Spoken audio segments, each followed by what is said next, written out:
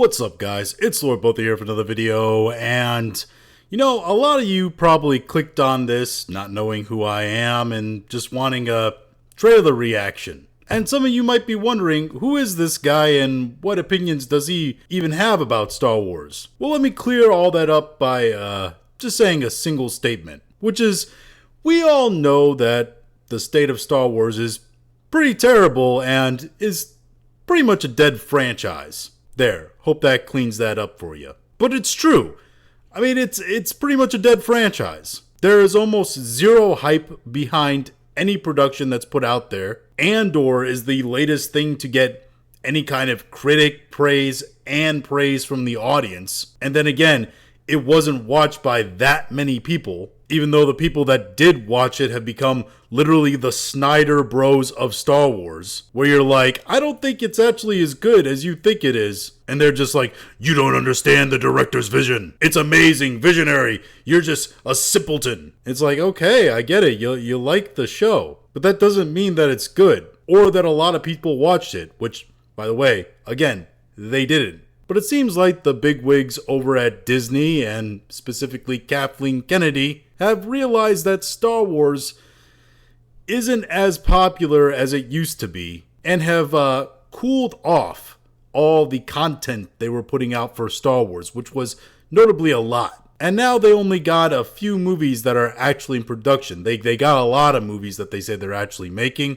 but most of those, like a lot of Kathleen Kennedy projects, are not going to see the light of day ever. You really think Taika Waititi's getting his movie? But one movie above all that we know we are getting is the Mandalorian and Grogu movie. And when this show originally came out, I had high hopes for it. I thought the Mandalorian, based upon the first scene of the show, was going to be a slightly more adult, brutal version of Star Wars, where we got to see a more expanded universe beyond just the Jedi and Sith. But in reality, what it ended up being is one man and a baby, in a terrible marketing ploy to sell plushies, which they weirdly were not ready for. After that, it was a series of blunders, series after series, which has led Star Wars to its lowest point in popularity ever. But maybe, just maybe, this movie can bring it back. The Mandalorian is the last thing I think left in Star Wars,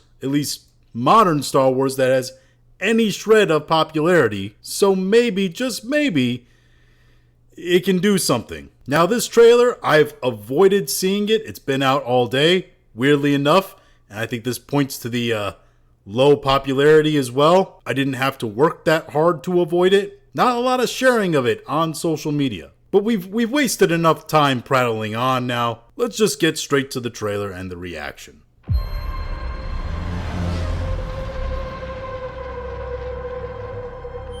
It's the Razor Crest.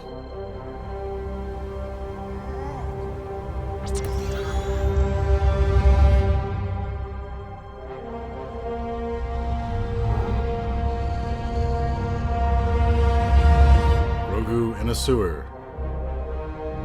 Sigourney Weaver, hey!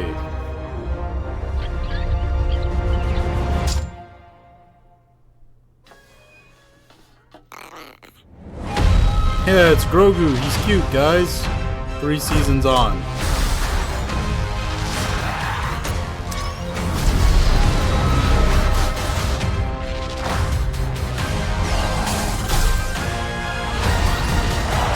Yes! Impressive.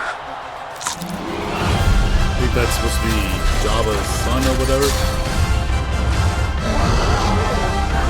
Look at all that animation budget.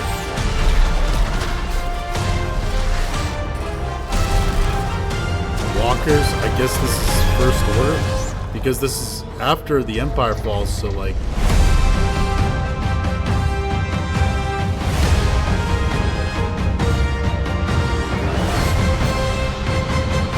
Forged for IMAX, okay.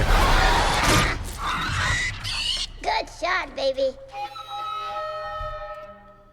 Yeah, I didn't get much out of that. You want to talk about trailers that, tell you too much of the plot? Think of recently, like, the Anaconda reboot movie trailer with Paul Rudd and Jack Black, where you basically see the entire movie in the trailer. And a lot of trailers have been guilty of that. This trailer does the complete opposite. What's going on, what the plot is, where the characters are going, what their motivation is, none of it. We know none of it. We have no hint at a story, probably because they don't have one, because this is Disney and they're not exactly known, especially in Marvel and Star Wars, for writing actual scripts before filming. So this is probably everything they have, like, done.